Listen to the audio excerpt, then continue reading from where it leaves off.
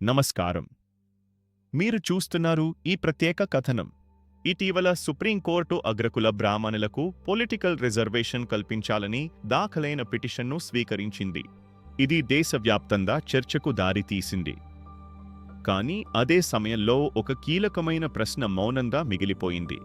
Scheduled caste నుంచి మతం మారిన బీసీసీ మైనార్టీ క్రైస్తవుల గొంతు ఇప్పటివరకు చట్టసభలలో వినబడలేదు.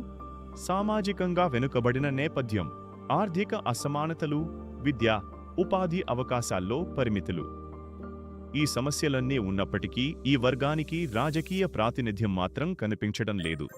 రాజ్యాంగం ప్రతి పౌరుడికి సమానత్వం, న్యాయం హామీ ఇస్తుంది. అయితే ఆ న్యాయం కొన్ని వర్గాలకే పరిమితమైతే ప్రజాస్వామ్య ఆత్మ ఎలా నిలబడుతుంది? ఇది ఎవరికీ వ్యతిరేకంగా కాదు. ఇది ఎవరి హక్కులను తగ్గించాలన్న డిమాండ్ కాదు. వినబడని గొంతులను వినిపించాలన్న విజ్ఞప్తి మాత్రమే. ప్రభుత్వం ఈ అంశాన్ని గంభీరంగా పరిశీలించి షెడ్యూల్డ్ క్యాస్ట్ నుంచి మతం మారిన బీసీసీ మైనార్టీ క్రైస్తవుల రాజకీయ ప్రాతినిధ్యంపై స్పష్టమైన విధాన నిర్ణయం తీసుకోవాల్సిన అవసరం ఉంది. ఎందుకంటే ప్రజాస్వామ్యం అంటే శబ్దమున్న గొంతులకే కాదు, మౌనంగా ఉన్న వర్గాల ఆశలకు న్యాయం చేయడం. ఇది ప్రజల ప్రశ్న, ఇది రాజ్యాంగ ఆత్మ.